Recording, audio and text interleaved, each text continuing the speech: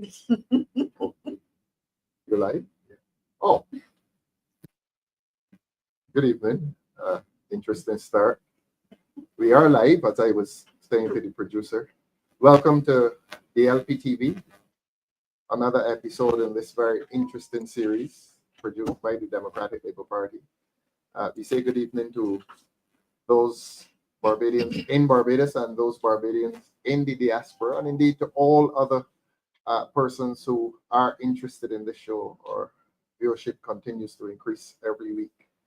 You may say this is the evening of the lawyers, and that is not surprising based on the topic. We're going to discuss the crisis of crime in Barbados and the crisis of violent crime in Barbados. Let's start with ladies first. Senior lawyer. She's also a criminologist, former president of the Democratic Labour Party. Ms. Verla Peiza. Verla, welcome. Thank you very much. Good evening to you, and good evening to all of our viewers. And if seniority counts for something, to Verla's right is Mr. Ensley Grainger. Ensley is a former prosecutor in the magistrate's courts. He's now an attorney at law, and Ensley is our candidate for St. Michael East. Welcome, Ensley. Thank you. Good night, viewers. Good night, Barbados and the diaspora, and to our special overseas correspondent, Mr. Harris. Good night to you. Lovely. And they say that wise men come from the East, and I think the East is well represented this evening. A young, bright attorney at law, Mr. Simon Clarke. Simon Clarke is our party's candidate for St. Philip North. Welcome, Simon. Hi, good night, comrade leader. Good night, panel, and good night to the viewers. Good night. Thank you. Thank you. We're expecting another wise man from the East, Mr. Neil Marshall. We're told that the traffic may have him, so we look forward to seeing Neil shortly. But this is a topic that is grave and weighty. Crime, the crisis of crime in Barbados. Nothing has been discussed in Barbados over the past few weeks as this question of crime and violent crime. And we want to ask this panel about crime generally, and it's a very highly qualified panel. As they say, ladies first. I think I told you that Mr. Peiza, Verla Peiza, is a criminologist as well as a lawyer. So she comes highly qualified to deal with this topic. I should also say, Verla, that within a matter of hours, you'll be producing as chairman of the Commission on Crime. And I say hours not to express a hyperbole. Hours could be a day or two or a week. We expect that report shortly on the Commission of Crime. But I wanted to categorize the origin of crime broadly into need or greed. Why do people commit crime in the first place? Is it need or is it greed? It likely is a mixture of both. The correlation between the ability to live in a society and increased crime is well documented. That when you have tough times economically, that crime increases. On the other hand, there's an element of crime that is about gain, not just about meeting need. And in Barbados, we have a mixture. There's violent crime has another component beside need and greed too, because we also have that spontaneous element that tends to feature more in a domestic situation, or I should more say a personal situation, because it need not be domestic. We've had just in this year, in the 25 that we've had a few that were fights. We've had some that were family disputes that broke down, but an overwhelming majority of them is more about revenge. So need and greed is an easy categorization, and very likely the revenge one would fall, if you're only having those two heads, under the greed category. But it is so multifaceted that it is difficult to just put it into two. The need element is a factor that is easier to manage socially, because the more that our citizens are comfortable within their homes, within their families, within their environment, the less likely they are to be stealing. And we usually see that manifesting in the shoplifting and even the snatching, because it is about selling something to get something. The need, I believe, would also package those who have underlying conditions that lead them towards crime. I'm thinking in terms of mental health issues. I'm thinking in terms of drug abuse issues. So need and greed are interesting concepts that could capture everything, but if you're only looking at it narrowly like that, you're going to miss a large segment of the crime component, particularly in Barbados. Yes, the causes of crime in Barbados are definitely multifaceted, but what we are seeing played out on our streets on a daily is more of the revenge type, which doesn't fit neatly into either category. And that really is the most disheartening aspect, because it is harder to get a grasp on redirecting and correcting that type of violent crime. In terms of need and greed, to answer your question directly, those are the tools that you are more likely to be able to address with social change. And it is an area that we need to spend some time on policy-wise, because when you have a comfortable citizenry, you will have less of the social unrest that brings out the need and greed issues. I see. Thanks very much. Ensley, Verla has said a lot. She is a criminologist as well as a lawyer, so we expect that need or greed, to locate the origins of crime. Where do you stand on this? Is it need? Is it greed? Or as Verla she says it's a bit of both. I agree. You agree? Need and greed is a combination of both. Mm-hmm. From the point of view, if you have persons who, based on their living conditions or lack thereof, the need to move up or to get comfortable, and comfortable in the sense of being able to have things to give them that comfort in living, that could be a factor that can drive persons into committing crime. Meeting a need. Yes. A personal level. Yes. Right. I don't have these things. Here, what am I going to do? I'm out of work. So there's a whole set of things there based on the person's their living conditions that drive them into committing crime. Not that it is the right thing to do, but for a person in that moment, they see that let me take a chance. And as Black Stallion said in his song, sufferers don't care who from country or who from town, they just want to know where the next food coming from. So then a person is in a desperate position. Desperate position called for desperate measures. And that is very I take it. Thank you. Simon, need or greed? Comrade, I think that my colleagues have put it well. I think it's a bit of both. When you talk about need, I think we have to look at the family situations, and with the family situations, we have to look at the poverty. I think the types of crime speaks clearly to what type of we see that violent crimes have created an unprecedented level of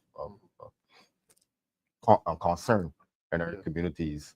Yeah. And I think it's need because of the types of crimes that are being committed against. Simon is being distracted by Neil. Come, Yes. Neil, come and join us, please. And we are doing this because we want our audience to know that you're late. Yes, yes. But your excuse Yeah, just- is that the traffic was heavy. Welcome, Neil. Neil is also a young-ish attorney at law. Ish, yes. somewhat ish. You practice in the criminal courts as well, Bit, but just you do a lot more civil, lot more public civil. law. Lot more civil. Okay, thanks. That's public law for sure. But definitely. welcome. Thank you very I'm sorry, much. the traffic held you up. And wet roads and Wet heavy roads, rains, yes. everything. You didn't meet any crime though. That's difficult to dodge these days. Yes. So Yes. Simon, you were Yes. telling us. As I was saying, that violent crimes have created an unprecedented level of discomfort Yes. in our communities, and it when you look at needs, the crimes that are being committed now targeting the elderly and stuff like that. We saw one that was viral, Mhm, targeting the guy there in Belmont Road, mhm, um, mhm, and yes. when he came out with like $300 to $400, that clearly speaks of a need. Yes. Uh, yes. We definitely have to look at the family situations. Up to today, I heard on the news about the situation in the churchyard, trying to snatch a chain, and that speaks clearly to the situation that we are in Barbados right now. So I have a view that is need more than greed.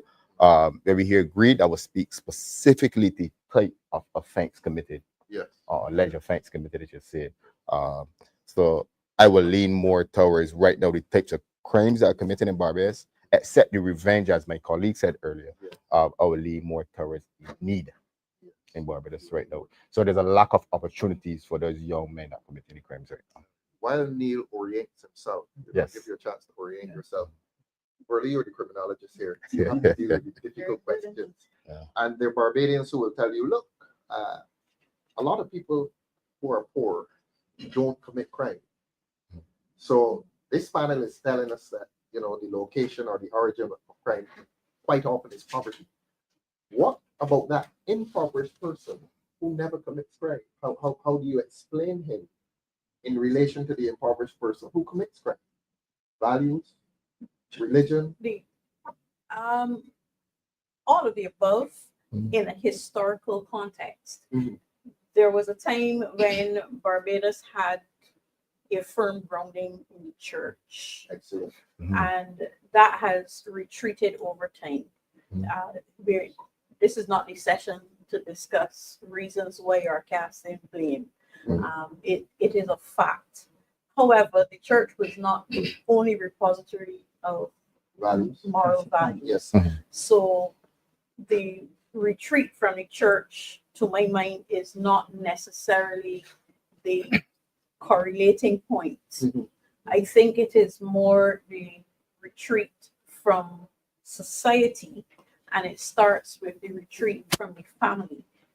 And if you really think about it, there was a time when the family construct within the same household Yes. was generations deep, The and extended family. generations deep involved, Mhm. because you still have households now that are generations deep, Grandmother. but you don't. But granny's out working, mommy's out working. Mhm. The older child is supposed to be looking after the younger children. Yes. And what we don't have is that passing on of traditions and morals. I watched a video, I think it was earlier today, of I'm going to call it a family situation, where a mother was remonstrating with a daughter. It's probably the best way to put it, because she gave up very easily on that too. And it also was clear that the daughter was accustomed to behaving in a particular way. And that really is the Lego. There was a time when you were nipping issues in the bud, and they tend to be laughed off, and those small issues in toddlers become larger issues in preteens, become impossible issues in teens, make for ungovernable adults. Yeah. So the movement away from what we knew, and there's some basis for it, because a lot of what we were doing were colonial norms that were passed on to us and were worth shedding. Mhm. What we didn't take the time to do, though, is to assimilate and decide what was worth keeping, The positive whilst values. we were shedding The the colonial literal view. shackles, Yes. right? And we haven't also decided that having shed particular things, what we're going to replace them with. Right. And there's no consensus on it. So what may look like bad behavior to me Mhm. may well be acceptable behavior in another household. And society tends right now not to have norms. Yes. Some people will look with nostalgia on what used to happen before, Mhm. but that can't easily overlay on what is going on now. And I think that slide has a lot to do with the degenerative behavior that we're seeing and the youth involvement. Mhm. Um, having said that, I don't hold the view that we've gone too far. It can always be It's retrievable. reclaimed. Yes, Yeah. it is what, whether you have the Willpower. I was going to say testicular fortitude, Fortune. but that wouldn't apply to me. That's it. Oh, Lord. So you have It to will. be a firm character in order to reverse the trend, reverse that slide. And it is not about going back to what we had before. Mhm. It is about finding what can work now Yes. and going with that. Yes. Ensley wanted to come. Verla mentioned family structure, and I found that very, very interesting. And she hinted at the extended family. Back in the day, most families, mother, father, if there was a father around, children, aunt, uncle, grandmother. Do you think the extended family or the present family structure may have affected people's appreciation of values? Like, well, let me ask the direct question. Is a young child in a house, 5, 6, 7, 8 years old, does he have an advantage if his grandmother is present in that household? Is he at an advantage? Today, Yes. Or, I don't say, I would say he has an advantage. in other words, is the extended family an asset as it was back then? Not to the magnitude then. All right, let's go to then. Do you think the extended family was an asset back in the day? Yes, it was. Mhm. Well, I wasn't a part of that extended family. Mhm. I never lived with grandmother, never knew a grandfather. But there was a strong mother Mhm. and father of the time he was alive. Yes. And what I think then is that the principles and the values Mhm. that we had at that time were what kept us and shaped us Mhm. into the type of lives that we led. I think somewhere along the line that has slipped. Mhm. Now, you spoke about the grandmother and so, but you have it now today, Mhm. a younger grandmother. Mhm. Back then, grandmothers were of their particular age. Or did they seem older because Seem they were older. so young? Yeah. But not necessarily, although it could be a fact. Yeah. But the grandmothers now are younger. Mhm. Mhm. Yeah, younger grandmothers. Certainly in terms of lifestyle, you'd find a grandmother now who goes to fest. Right. Our Mhm. grandmothers Borrow did not go to skills. fest, Neil. No, True. not at all. And maybe in the same fact with their With the daughter or the grandchildren. Mhm. Right? So I think that we have moved away from those things, Yes. those values Mhm. that have worked Mhm. over time. Mhm. They have seemed to have fallen into the background. Neil, we're going to bring you in now. We've heard the urban voice of Ensley Grainger. yours is the St. Philip or rural Yeah. voice. Well, The importance of the extended family. What's your view on that? yes. Was it an asset?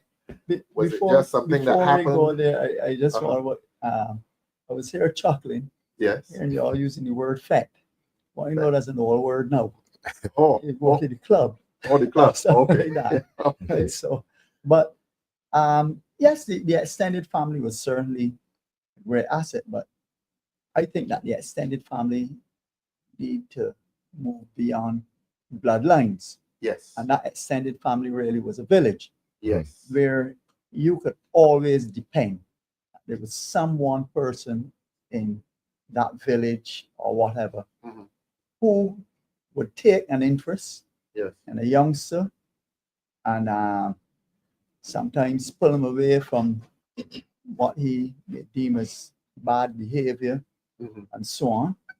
So you could always find an old gentleman saying, listen, I saw you such and such a place Mhm. with such and such a people. Don't do it again. I don't like Yeah. who are these fellas? I don't like who you're running with. Yes. You can always depend on someone who well, they make the word snitch sound like a bad word. No, that's a terrible word now in the lexicon of this society. Mhm. But you can always guarantee Mhm. that if you were out of place in any situation, that your parents and those caregivers were certain to be informed. Yeah. In fact, people see you loitering around the bus stand too long, send you on the bus. Really? You follow, yeah, you know. The adults would do Yeah, that. yeah, that's you go home because Miss So and so or whatever. Mhm. So that extended family must not be limited to familiar family, the bloodlines, instead but bloodlines to and so on. Mhm. But neighbors. definitely a village. And one of the paradoxes that you always found was that sometimes the worst elements, because let's not behave as if society back then was all Puritan. Mhm. Some of the worst elements in our societies Mhm. were always certain Yeah. to ensure that a youngster did not follow in their same path. Yes. So they So still they know were that positive influences sometimes. they know they're around the place drunk and carrying But on. they and don't so want on. you to travel No, that you're road. not supposed to be. Right. Right. I tell people that the first time I saw behind those saloon doors inside a rum shop, Yeah. I was, as an adult, Couldn't go in there. couldn't completely out of bounds. Now you're seeing young prepubescent boys, Mhm. what we call big hardback men. Well, I wanted to bring Simon Yes. in here. Mhm. Sorry to be using this term. You're a rural voice as well. Yes. Philip, Yes. proudly so. Definitely. The influence of these older persons within the village, that still exists. Yes, because when we speak about the extended family, where I grew up in Yes. a rural village, Call the name. I saw Bayfield. Right. I saw the community Mhm. as the extended family. Right. I saw the Sunday Still school exists? teacher. No, it don't exist now today. But I saw the school teacher. Any remnants of it at all? No remnants. No old lady, old man in the Maybe village it's who will still influence this- people's conduct? We still have those, but not like before. Not like before. I think it's fading out. Yeah. And I think it played an So the important village has role. weakened. It as has a result. weakened. It has weakened. And we all say it takes a village to raise a child. Yes. Yes, we know that saying. But I think it has weakened significantly. Significantly. Neil wants to come Well, back. yeah. Yes. You know, you spoke of us as from the rural district. There's no town and country now in Barbados. Let's Straight just point. get that That's straight. an 6 interesting Rose point. is as No town and metropolitan. country. You No, agree with that, there is Simon? no more Yes. The town and rural country.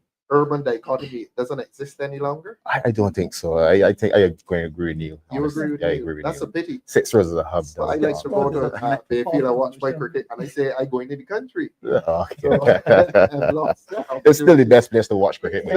Yes, St. Catherine, excellent place Definitely. on the mount. Definitely. Definitely. Verla, we're back to you, this criminologist / lawyer. We're going to look at the changing dimension of crime. I mean, we've dealt with our academic introductions and so on. Let's come to violent crime. Why has crime in Barbados become more violent? I know it's a difficult question, but let me bowl you the long hop then. Is it a grab for territory, a grab for property, and that crime is now, those activities are regulated by violence? Is that it? Again, the answer for me is it has so many layers. Yes. One of the root causes of violence Mhm. in Barbados is that we have not spent any time dealing with what are called the soft skills. Soft skills. The soft skills. Uh-huh. So our young people need to be taught how to manage anger. There's nothing wrong with being angry. It is how you express yourself when you are angry that matters. I think the modeling of behavior is not enough anymore, and it has to be an intentional, purposeful teaching of how to manage those negative emotions generally. From branching out from that, we have to have an understanding and appreciation of the fact that we have several different societies in one country. Quote unquote law-abiding citizens know where to go to settle disputes. Those on the fringe and the outside of that societal structure don't have access in the same way that you do to the courts. You can't go to the court on the basis of an illegality. So let's be blunt. If a man thief your weed, that is a personal problem. All right, that is not a police problem. Okay. That's a trade dispute. It's a trade dispute. It honestly is a trade dispute. It honestly is a trade dispute. And the court of arbitration for that is brutal. Because you're also overlaying a hierarchy and a jostling for position, there's going to be a show of strength. That plays out in quote unquote nice society in a different way. That show of strength is, serving a person with a rape, It's a hard, most high profile. Correct. You've got the big shot QC representing you, you can have, and even there you would hear, I want my day in court, because the same attitude obtains. But you have a segment on the outskirts of society, because they do cross over, that don't have that same avenue, and they have created their own structure. And the retribution is a part of our criminal process. We must be clear on that. So retribution is also a part of theirs. And it plays out, and we see it, unfortunately, on our streets, because that is where they're playing their trade. This is not to glorify, but this is just a matter of fact. Yes. And we have had policies that have kept them on the outside of society. And what it means is that their own system will perpetuate what we are seeing a lot of now in terms of the revenge tit for tat, almost daily exercise of violence on the street is sufficiently clinical to signal that there's something greater afoot. Right. There was a time when a drive-by shooting was wild. They seem to be hitting targets now. They know who they're going for. They're going, and there may be, pardon the expression that is used in war, collateral damage. But you have that other society Mhm. that has its other structure that unfortunately relies on retribution to mete out their justice. And I think if we look at it that way, then the solutions become a little bit more obvious, because if we can find ways not to glorify criminality, but to create spaces, and let me just give an example.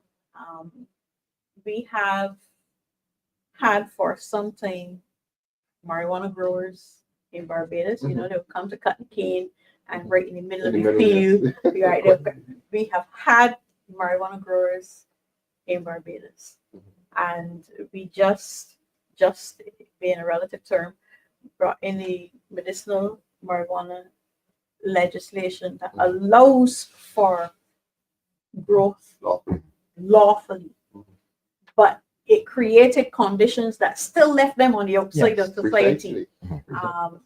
That you needed $500,000 to invest. You needed 5 acres of land. You're already speaking to a 1%. Already.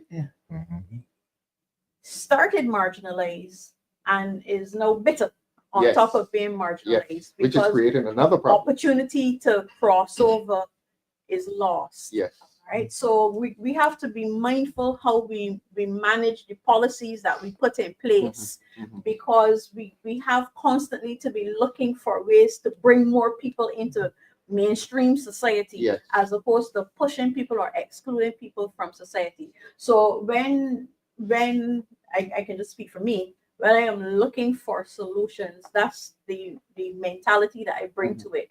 This is the problem. What is its mirror in acceptable society, and how can we bring that segment closer to the center? Yeah. And that's just one example. I could just wax lyrical on it, but that really is the attitude and the mentality of not just identifying what the issues are, but being solutions driven to find ways and means to bring people into society as a way of reducing crime, and reducing that instance of violence. Because if they had the opportunity to become legitimate marijuana farmers and they had a dispute, they now have a legitimate place to settle that dispute. They don't have to settle it amongst themselves in the way that they do. Guns. Yes. Thanks. Ensley, Verla seems to be saying to us that the violence is related to the fact that there's a lot more at stake. She was very blunt in her language. She talked about weed, and weed is not legitimate. It obviously is conducted within the sub-economy, within the invisible economy. Well, I don't know how invisible it is now. It's so pervasive. You relate the violence to this much being at stake. It's people's livelihood. That's the point I'm making. Crime used to be something somebody did once in a while, but now it is a living for some people. What is considered crime? The trade in drugs, that's a living. And Barbadians need to be told this. And if you undermine a man's livelihood, perhaps he gets violent. This program is here to explain these things to people so that they understand. That's where you locate the violence, the fact that it is now a livelihood. If you threaten a man trade, you're threatening his livelihood, and therefore he gets violent. It can be considered that. Only recently I was involved in a situation, not involved in the negative, where information coming out is that senior people have been using the younger ones to commit the crimes. The violent crimes. Bring the proceeds to me, and then I will give you what I think you deserve. why would the younger person be chosen to commit the violence?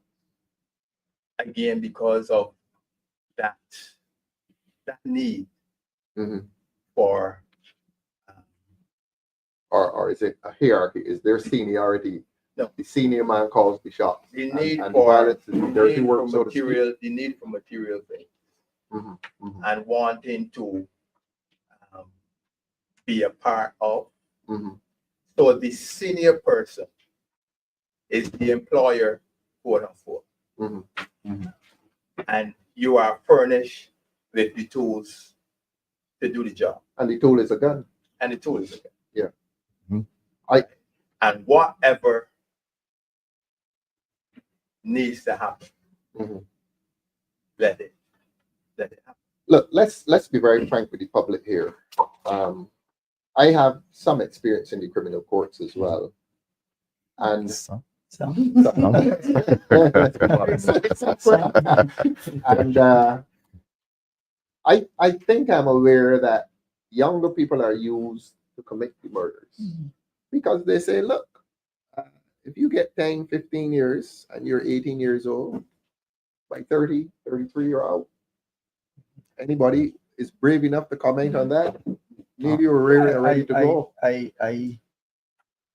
Because I we don't know if need they to use educate that. the I public. don't know if you use that That rationale. equation, that rationale. Mhm. Younger people are chosen for the very same reason that armies have at the front line an 18-year-old with a gun. I see. Physically You more can able. send him into there as cannon fodder. So you don't think They- they they- work the present, the sentence, the That potential may be a sentence part of into the it? of the factor, but when you're younger, there's an invincibility. I see. your I belief. see. I see. You've never experienced death and misery I and see. suffering. So Neil most would be younger- braver than you would be. Not Neil, Simon. Sorry. There's certain things that you can have that you can ask an 18, 20, 22, 23-year-old Mhm. to do. That's bravado. Yes, Or and it's not for youthful exuberance and really? enthusiasm, and let's admit it, ignorance. When you're at that age, you are easily impressed and Yes, so on. You're yes. more pliable Yes. than a man Easily who's influenced. 33 and beginning to mature in his thoughts and so on. Mhm. A man at that older age is more calculating and so on and so forth Mhm. as it relates to the crime, more planning, more meticulous. Let me use Yes. that term. Yes. Yes. A youngster with a firearm and so on, for that's the old movie goal of a fistful of dollars, which is impressionable to him. Yes. I mean, $2,500, $3,000 in an 18-year-old hand. Oh, that's a lot of. That's a fortune. Oh yes, That's a fortune. and they're really used. Mhm. They're really used, unfortunately. I may say that. Our director is telling us to read a question or a statement from Judith and Clarke. Who has the better eyes here? Question for any of the lawyers. I have been made aware in recent days that tasers and pepper spray are being sold and are in demand. Mainly women purchasing, I believe. What are your thoughts? First of all, are they being sold legally? I have no. Yeah. Well, legally, you ask legally. Are they being sold? I don't know if they're being sold. If they're Okay. being sold, it's not legally. Not legal. And you but- want to give the public this advice further that they're not legal. They're not. They're not legal. Well, They're not that is as legal. far as I am Tasers are prepared to not go legal. They're with not the legal. advice that they're not legal. They're not legal. But here's the thing. The responses to crime, and we are at that knee-jerk stage. Mhm. Okay, the responses to crime politically, Mhm. and they say that boldly because we're constantly being told that crime is not a political issue. I rubbish that Rubbish idea that. Absolutely. entirely. Absolutely. It has all the facets of society, including politics, Yeah. included in it. And because the substantial solutions have to come from policy, and policy resides with government. You cannot divorce it from politics. That is just the You know, basic Verla, story. They say it is not political, but you appoint a minister of crime prevention. Yeah. Who is a politician? But you go past that. You say it's not political They say it's when not you are in government, Yes, when but it you suits make to say it that political when you are when in you're in opposition. opposition, But precisely. the larger point that I want to make Yes. is, though, that the fear of crime is palpable. You can Oh, yes. almost touch it Oh, in yes. society. Mhm. We have seen that women are being targeted, the elderly are being targeted. It is no shock to me because kudos to the police service, the Mhm. Barbados Police Service, but they in this situation are a response agency. Yes. And if a citizenry Mhm. feels that its government, whose principal job is to protect them, is not doing that, Mhm. they are going to protect themselves. Right. So there is a logical thought pattern that would get you to purchasing something that is not legal Mhm. when you are of the opinion that the legal things are not going to save you. Mhm. Okay. She'll probably smack me for quoting her, but my mother would say, "Oh, you know, it's so dangerous on the streets. You should stay home." People a few days ago were home in their Mhm. beds at 3 o'clock in the morning, Yes. and a chainsaw Yes. took down their door. You know, Yes. so Yes. you, and then you have to get the response from the police in a moment like that. Mhm. You have to wait for a Yeah. response, whether it is. I mean, if the police came in 10 minutes time, they would have felt that it was too long because they were in that frightening yeah. experience, which probably felt like all night long. Correct. Okay. If the police took an hour to get there, they came after the incident. Mhm. So whilst I don't have any information to suggest that women are purchasing tasers and pepper spray, I can understand Yes. why they would be Why they purchasing would, those yes, things yes. because of the state of the country right now Mhm. and that Never been feeling like of this, Verla. not It has being never protected. been like this. Yes, that feeling of not being protected is Yeah. real. At midday and midnight. At midnight. That elderly gentleman, what was it, 10 o'clock in the morning? He At does, yeah. on Yes. Belmont On Road. Belmont Yes. Road. Yes. Yeah, the public 10 road o'clock in the bike. morning. Mhm. If I, Ensley. sorry, if I may, Yes, please, just 2 points, in particular one that Verla raised very importantly Mhm. when she spoke about the legislation in terms of medicinal marijuana and Mhm. so on. Mhm. But its very name, Yes. its very title, Mhm. tells you it's a pharmaceutical type industry. Yes. Immediately you eliminate Small the fella. source market of the majority of marijuana growers, small Mhm. weed Mhm. growers in Barbados. So Yes. their market is completely gone, apart from the very prohibitive high costs of getting involved in the tape and so on and so forth. Now, apart from being medicinal, you had the sacramental That's Mhm. right. Mhm. element of it. There was the lobby that persons who use marijuana as a sacrament for religious purposes and so on be allowed to grow small amounts. Quantities in the backyard. And in my view, that legislation, and I'm not aware that there's any legislation that, in Matter of fact, fact, it's just there's a a live court. case. There's a Yeah, live there's case in case court dealing with The that matter. sacramental Yes. provision, did you get a sense that it was patronizing? Yeah, As if to say, it okay, was for the we'll give moment you a for little me. piece. You will give you a little piece in your backyard. But what I'm saying, even if you wanted to include those persons who were described as being on the fringes and who and so on, they could have serviced that sacramental market. Yes. All right. Yes. How you work out the nuts and bolts is who uses it as a sacrament or not. That's another story. Mhm. All right. Apart from that, I just want to respond to the question was posed in relation to the by tasers Judith and and the Clarke. pepper spray and so on. Yes. And you really need to caution persons. Not only are they illegal, they're Mhm. not allowed to be This sold is in the pepper Barbados. spray and the Yes, And it is. Okay. but just bear in mind, huh? Mhm. Same So you're taser- telling the public yeah, those the are illegal. same tasers and pepper sprays Mhm. can be utilized against you by Yes. by that Yes. criminal element. Yes. So you know, for example, with firearms where you need a license and so on and Mhm. so forth, and you know who wins the gun battle, as Yeah. firearm owners will tell you, Yeah. is who is fastest to draw Yes. and more accurate on point. Yes. So while it may seem um, desirable that persons are able to protect themselves by things such as pepper spray, Spray. you want to know that tasers can be a lethal Oh, yeah. They can instrument kill as you. well. Huh? Mhm. That the day-to-day trade Mhm. Mhm. of some of that criminal element, Mhm. while you sit down, they wait for that unguarded moment. Mhm. They wait for that they wait for that unguarded moment. And those same tasers and pepper spray that you may wish to have available to whosoever for protection can be used on you. Yeah. Bear in mind, and let me just draw an example from overseas when you had that January 6th thing in the US with Trump and so on and so forth. Yeah. What do you think they were using on the very same police? Bear spray. Really?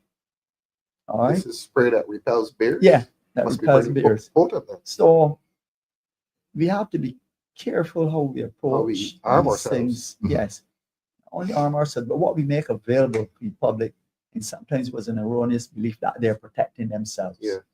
Right? As you said, it can be used You against can now turn around and be a somebody victim of overpowers those you, same takes it, things. and They, that's they come with their own, Mhm. Mhm. and it's the Okay. element of surprise. Yes. Yes. You know. Yes. Before we move on, Yes. leader, Sure. there's just a comment that we want to read. It's saying, I'm an elderly person. I want to go to the city. I am scared. Heavenly Father, help us. Yes. Mhm. And that's coming from one of the viewers tonight. And there's a You general wanted to concern. comment on it, Simon? I- An elderly person, Yeah. and she Want to says, go "I to want the- to go to the city," The city. and And she's I- scared. And she's scared. Yeah. Heavenly Father, help us. That's the society in And which that's we the live society presently. which we live in present. Not good at all. And that's the general consensus on the A lot of citizens in people are Barbados. afraid, and at the elderly, because they're preying on the elderly. That's correct. That old man on Belmont, the other one last week, old lady who was and held, some and it is happening at daylight hours. Daylight hours. I mean, really bad one was the midday one, 10 o'clock in the morning, and people are driving by. Why is that happening, Simon? Why are people so we need to, indifferent I know, to it? we need to really protect the elderly. Yes, They work hard. yes, They sacrifice a lot. yes. And For there's us, a need to protect the elderly. Yes. The elderly need to walk the road and feel safe again. yes, And yes. unfortunately, these young, I don't want to say predators, but Thugs. yeah, the young thugs are, they're really preying on the On the elderly. And it's very unfortunate. It's a very sad situation. I'm seeing another comment there. It's saying, C from CD, the government is adrift at sea in this crime storm. They have no workable ideas, thoughts, or plans. This is enough reason for the removal at the next general election. They're good at planning effect. I agree. Getting the bus loads. One of the things I would say though, and Verla is probably best person to speak on this issue of crime, example, crime. We just can't wish it away. It's so multifaceted that it has to be in the schools, the homes, the neighborhood, and each of those areas have to be addressed. Have to be strengthened. Not necessarily atom one after the other, Mhm, but they have to be systematically The same attacked time. at the same time. Yeah, yeah. At the same time. And it certainly would take more than this program to explore those areas, because we can spend an entire night here on education alone, in the schools alone, Mhm. without even touching legislation. Mhm, mhm. All right, without even touching communities or anything like that. That school area alone Yes. is sufficient. We're going to come to that. Permit me now to look at another issue, and I'm going to come to Ensley with this. Ensley was a prosecutor in the courts, in the criminal courts, right, Ensley? prosecuted for a number of years, police prosecutor, and he's now a defense lawyer. So Ensley has seen it from both sides. I don't know why Verla is laughing. Not to disparage at all. On both sides now. In fact, Verla, I think you must have appeared against Ensley a few times. Pleaded for bail for your client. Again, Ensley for the- and with, he just had a big. and with, a big yeah, win. you're in a manslaughter case, manslaughter or murder. Had a big And y'all are here sitting together. Your man got off, I understand. Yes. On your no case submission. Excellent. I wanted to ask, and I will ask you, when back in the 80s when you started in the police service, the average age of the criminal, what was it? I would think I would say around 40 years. Around 40. The criminal that I can remember were mature people. Yeah, I can support you on that because Career. I used to go in the magistrate's court quite a lot. And I remember it was around late 90s, early part of this century. Some little fellows came in and everybody, we were in shock. Who are these little boys in this court? And they went into the dock. So that it caught our attention because, as you say, the average criminal was around, let's not say criminal, the average accused person was between Around 35, 40, up to 50, 55. Years old. And it was not necessarily violent crime. No. Now, you identify the age as 40. And everybody can say now, these are all criminal lawyers here in the criminal courts. What's the average age now, Verla? What is the average age you're seeing in the criminal court of accused persons? The imagery that you get is of the younger person Younger. being charged. Yes, Give us that is an the age imagery range. that you're getting. Teens and 20s, you are definitely seeing. That's commonplace now. Well, this is why I'm coaching my words. I don't want to say it is commonplace. Mhm. You're seeing a little more of it. Yes. I think we're seeing a little bit more of it in the media as well, because Yeah. I'm remembering as I was growing up, Waggy and Barry Jack, they were young. That was 90s. 90s. In the 90s, 90s, yeah. yes. And they were what age? Early 20s? Yes. Yeah, they're very early. Yes. I remember as a child, Mark Young and Alfred Harding, They were teens. you know, they were young. Teens. They were? So, Late teens. yes. Yeah. When 30s, they I think. passed, when they When they met passed. their demise. Yeah. But I remember the smoking out of Mark Young from a boat. I was just interested in They were young. national events Young from men. small. So I remember that, and looking back, he must have been in his early 20s at that Very early time. 20s. You sure so, about that, Verla? Yeah. Very early 20s. I'm thinking that Ensley is challenging you as to that. that's fine, you know. That's fine. I am thinking more like 30. I'm thinking more like 30 when he died. When they died. But at When he the died. the point that I'm really making Mhm. is that what we have now is more of a lens Mhm. on crime Yes. because crime has increased.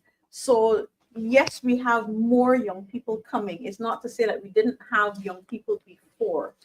And I'm hesitant because we still have, I mean, even in the case that we're doing now, we have age range. This is as it began, 8 persons charged, Yeah. and the age range is actually 20 years 20. Yeah. That's the between the average. youngest and the oldest. That tells us something. Okay, The age has so- dropped, bro. No, the age range, Mhm. as in the oldest one at the time would have been in his 30s, Mhm. and the youngest was a teen. Mhm. So we have an age range. The oldest right now is in his 40s.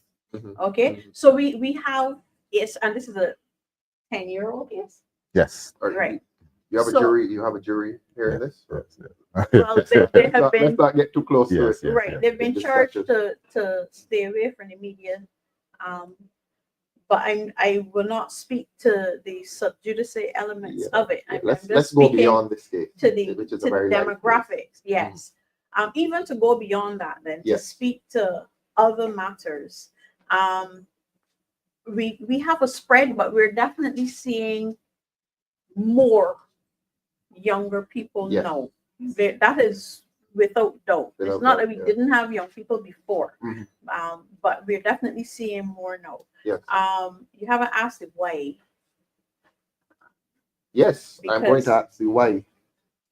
You can Coming answer back to that. the criminologist, you speak with authority. Yeah, yeah. Yes. Why is the criminal younger? First, when we speaking about young, I think like between 18 and 25. 18 and 25. And That's the age. that's now the of age criminality. group of criminality. Yeah. That is what I am seeing. And violent criminality. And violent criminality. Yes. In respect, We all agreed on that. 18, 25. Yeah. Yeah. Yes. Yes. That- Sorry. right, sorry, right. sorry. the why now, I think we need to look at the social, economic, and the individual factors Mhm. of these young men. Mhm. You have to look at the mental health. And I think one of the major factors I'm seeing, obviously getting opportunity to review I was some about to ask- probation reports. Mhm. I think one of the main issues there and concerns is substance abuse. Substance abuse. At a young What about age. opportunities. Lack of opportunities. That features a lot, Neil. Lack of opportunity. Yes. 18 to 20. Because in our time, a chap 18 to 25, he's looking to start his Yeah. life journey. Yes, yes. He's thinking about a job, or people used to call it a trade, Indeed. or he's going to university, Indeed.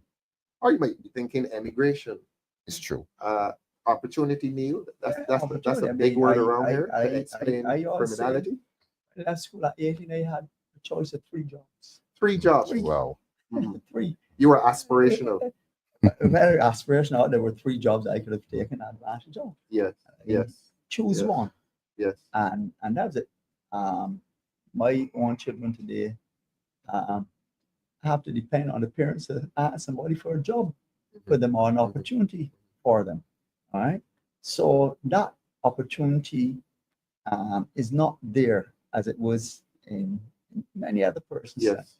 But going back to that point that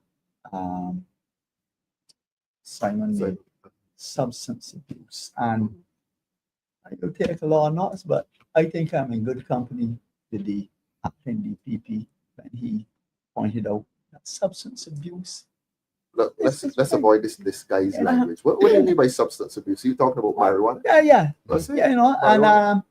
and it's a very touchy issue because its use now is so prevalent Mhm. and has become so normalized and so on.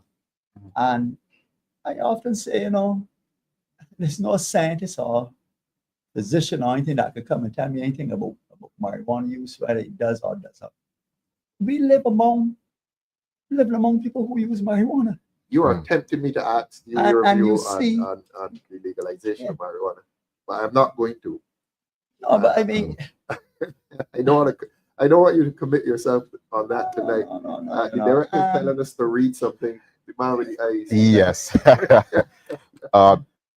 Stop right. We say we need to start having serious conversations on the use of marijuana, the effect it has on young, undeveloped minds, both physically and mentally. Okay, I want to weigh in here Yes. because I know that I'm going to be the one that's different on this panel. Mhm. And I have been different on this topic for so long that I am very In comfortable in my response to that skin. question, Yeah, very comfortable in my skin. yes. The Mhm. first thing that people get wrong is the difference between use and abuse. Mhm. That is step one. The second thing is what I call the chicken and egg argument.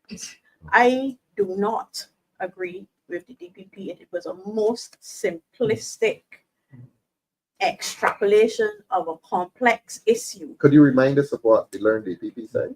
He said that marijuana use is the basis for most of the crime. That is a précis of what Yours he is said disagreement with that. completely. I see.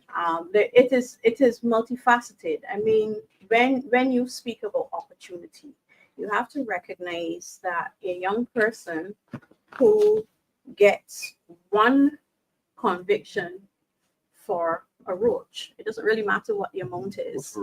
The smallest piece that you could want.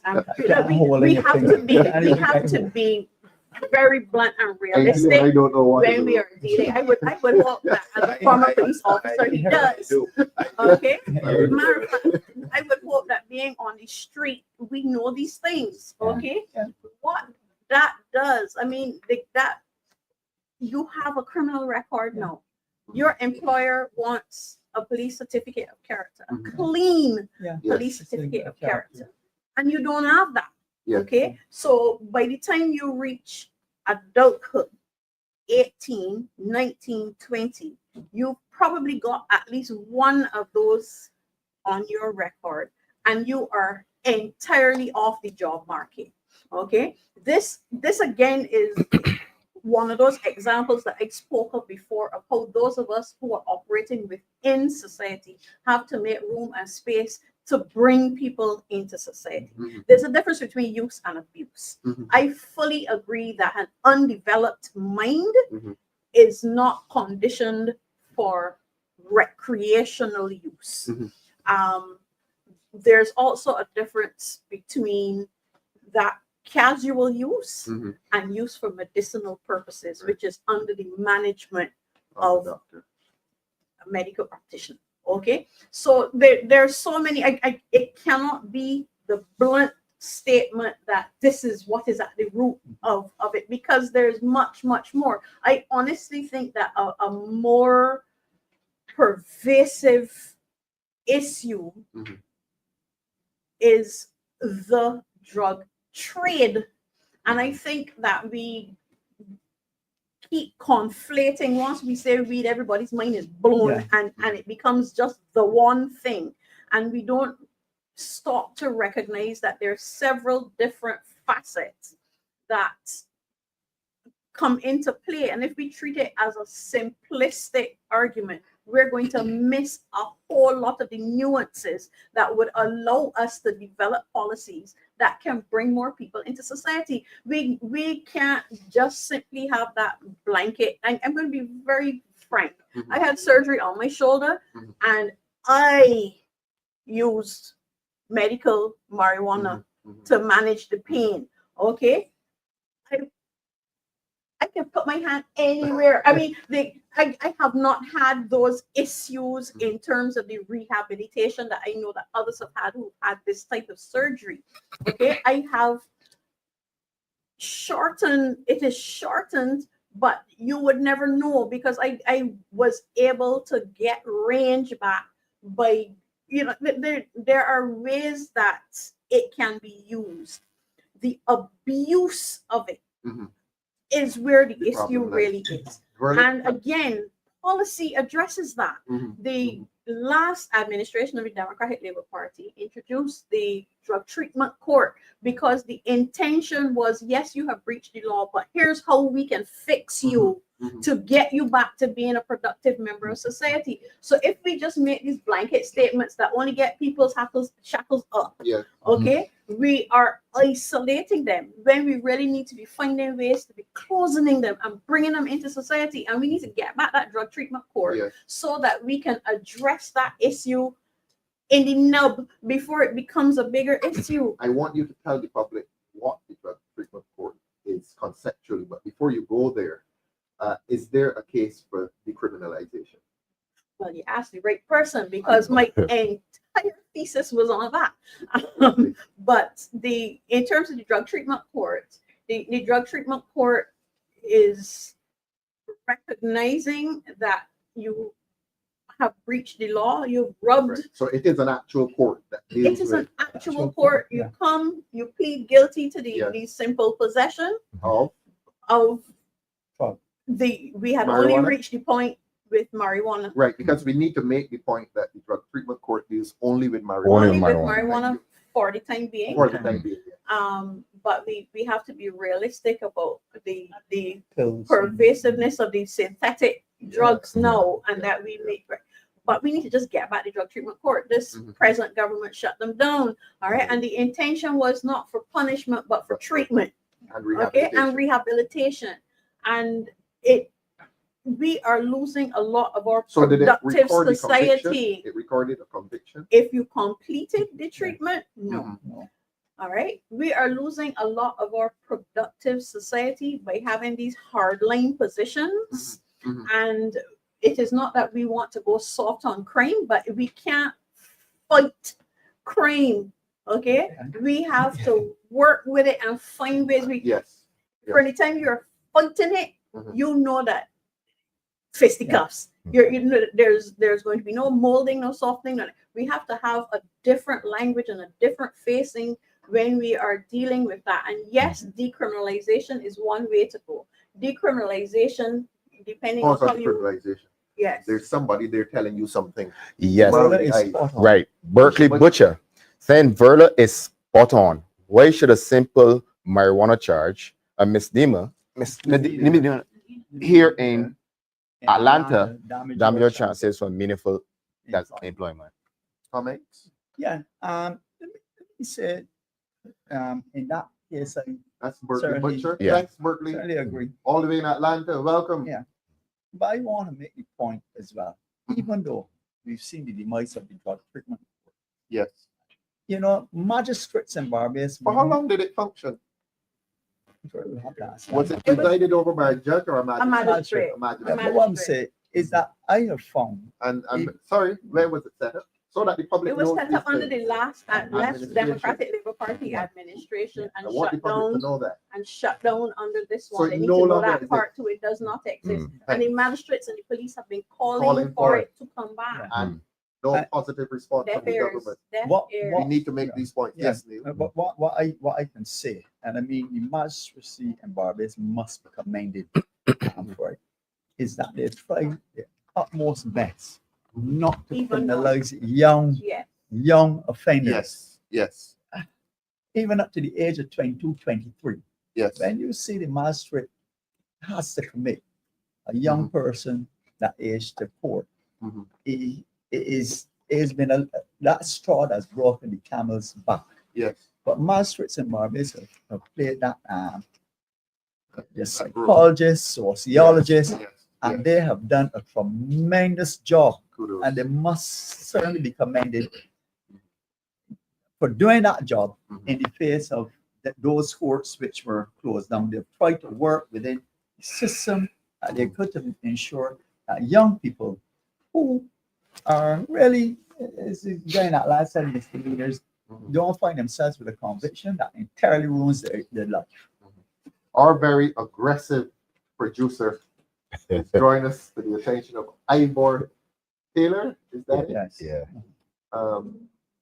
You want me to It was go with this working one, well. Simon? The court You who talk needed your to glass. help, Neil, yeah. who needed help Working. will be sent to Verla House to do the 12-step program.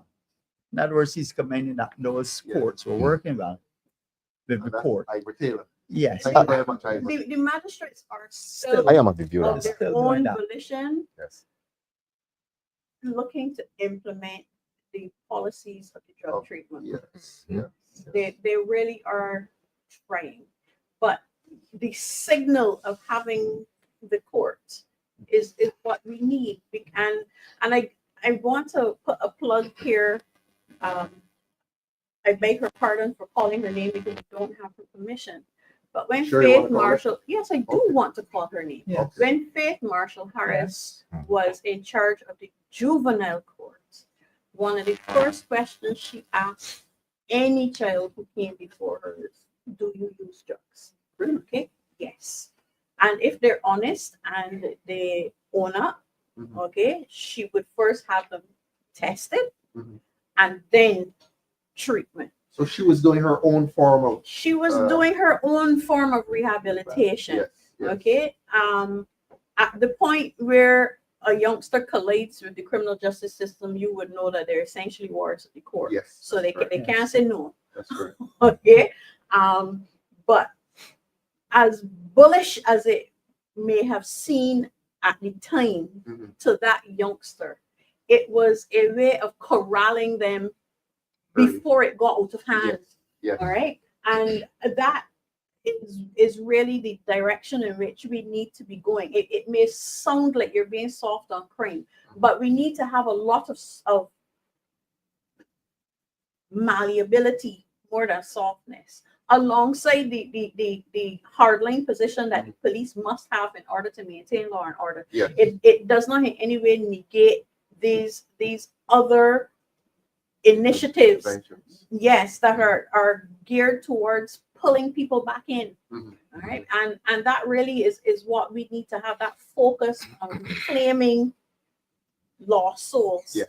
Okay. Yeah. And not doing so in a judgmental way, because that will actually push them further away. It has to be that those of us who are in are taking steps to reach out to those who you're not going to get everybody Who not manage it. right. You're not going to get everybody, but there has to be that effort made. We It wanted really you to has to be done. take us to a few lines of your thesis as you promised. the decriminalization, just tell us. Yes. The topic was controlling drug trafficking in the Caribbean, Mhm. and the And this was your focus thesis in England. in England. Yes, Tell us the university, I will be hide your light under the bush, absolutely. Verla. That was the University of Southampton, and Lovely. I will honestly and bluntly, because you know how things come back to bite you, it is immediately in my face through my daughter right now. It was my way of getting back home that summer to focus my studies on Barbados. My daughter is doing the very same thing to come Really? home this summer. Yes, like it comes back to bite you all the time. But She's going to do better than you. of course, Better. of course, you always want your children. Yes, of course. just Every to do better generation than should you. improve what Yes, you want before. without pressure. Yeah. But the studies, and I did a lot that probably should not have been done by someone so young. I was meeting with persons involved in the drug trade. I met them in Queen's Park, which Really? I thought was a safe. Yes, because you can't really have that kind of Yeah. discussion. I mean, I Happy went to and I have you spoke here to the control. I felt very safe. Yeah, The control of customs, you know, I went and spoke to the attorney general at the time. You know, I spoke with the commissioner of police at the time. I did all of that, but you're only going to get a particular perspective if you have just that viewpoint. Yes. Matter of fact, I won't call his name, but I saw one recently. He is reformed now, and he said, "You don't remember where you met me, do you?" All right, and I honestly didn't. But he put me back to rights as to how I had met him. But what was very apparent to me from those studies Mhm. is that the hardline position that society holds Mhm. keeps people out. When you And say keeps them out, what do you mean? Keeps them out of, There is no impetus to come into a society that's I looking see. down on I you. see. Yes. Okay, Yeah. so it has to be You're that talking about harsh judgment. correct. Yes. It has to be that the outreach goes in the other direction, and Mhm. that is that law-abiding citizens are finding ways to reach out to those who are erring and using religious connotations So it to is bring them back genuinely in. a health issue. It is, if you treat it as a health issue, Yes. then you are better able to manage it. Because if you have to go to the doctor for a hurt knee, you Mhm. are going to go. Yes. If you have to go to the doctor for drug treatment, Mhm. you are going to go. You're more likely to go if it's not a psychiatric hospital, which is a Yes. whole other Yes. conversation. That's another But you know, if we treat as opposed to condemning, one. Mhm. we have, to my mind, a better chance of success. Mhm. And I'm not talking about pelting money at the problem. Mhm. That is clearly craziness on a phenomenal level. Mhm. That is off the charts madness. Yes. And even they know that, which is why it's fully exploited, because it is also a rabbit hole when you go down there where you coming back out, Yeah. because you will have to keep Keep throwing feeding money it, keep at it. feeding it, keep Right. feeding it. So that is, it is decriminalization. I concluded was a means of reaching out. Okay, we are not looking to keep you on the outside by constantly making a criminal of you. And this is directed not towards those who have made it an economic enterprise, Mhm. or to those who have made it a source of violence, or that there are hardline positions that also have to be taken alongside the softer touches. But if you do not do that, then you are met with the society that we have now. If you really think about it, I think it was 2003 when the Democratic Labour Party was speaking about crime and violence and Yes. trying to raise the awareness then, and it was pilloried. 99. 1999, thank you. And it was pilloried, okay? But we are reaping the unjust rewards of that now. The blinking of the eye, the refusal to deal with the situation has reached the point where we are a despairing nation. And I still hold the view that it is not too late. It may take a little longer to fix now because the deeper the wound, the longer it's going to take to fill in. But I think that if we don't start now, we are doing a disservice to the next generation. We have to bite the bullet. We have to make hard decisions. We have to stand by the hard decisions that we make, because you're not going to see the benefits right away. But you have to have the courage of your convictions and move forward. Yes, I was coming to you. If I would just say in relation to the juvenile magistrate, I had the pleasure of working in that same court As a prosecutor? As a prosecutor. Oh, lovely. And what existed there was, yes, the question was asked, do you smoke marijuana? And then if the answer is no, And this or was yes, in but if camera. the This was a private hearing. yes, Yeah. private, but All at that time the court, there was a panel. a panel. Yes. There was persons from the child care board. There was Sitting someone with the magistrate. sitting in the At the court. table, yeah. Oh, In the court. All the help So it was there. child care board, probation, there was CASA, the NCSA personnel.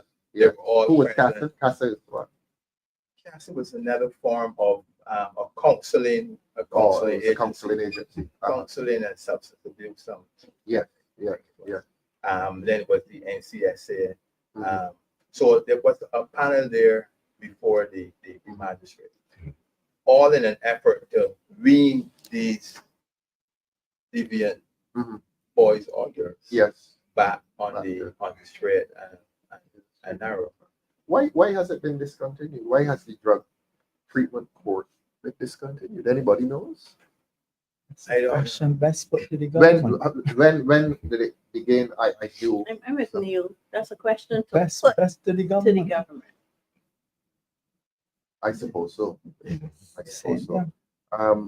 Let us come back to violence, though, because this is what is afflicting social life in Barbados now: violence and rampant violence, and very dangerous violence.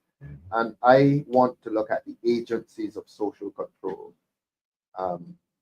We had a discussion before we came here, and we were trying to find out, why are young people so violent? And we looked at the question of respect for authority figures and authority institutions. And I made some notes here. Authority institutions, school, church, community groups, village/family, police. What are the respect levels among young people for these authority figures and authority institutions? If I may, Yes, please, Neil. you've identified these institutions, schools, School, communities, church, etc. community group, village, police. But this issue of respect seems to be most pervasive in and among each other of those young people. In other words, there is this concept of respect and being disrespected that permeates with people who are all on the same level. If none of them sit in an authority position over and above the other. Let's go to the institutions, though. Let's go. We know that they're not respecting each other, but we're seeing the videos and we're hearing the stories. Just last week, a teacher got struck at the back of her head. Again, you don't want to comment too liberally on live issues, but unheard of in our day. And you're seeing the videos of the police turning up to do their operations, and they get cursed. People are Obstruction. actually fighting with them. Obstruction. Obstruction. Yes, yes. Obstruction. This Ensley did not happen in our day as children. In fact, when the policeman came down the street riding the horse, Right. oh man, we were gone. What has happened?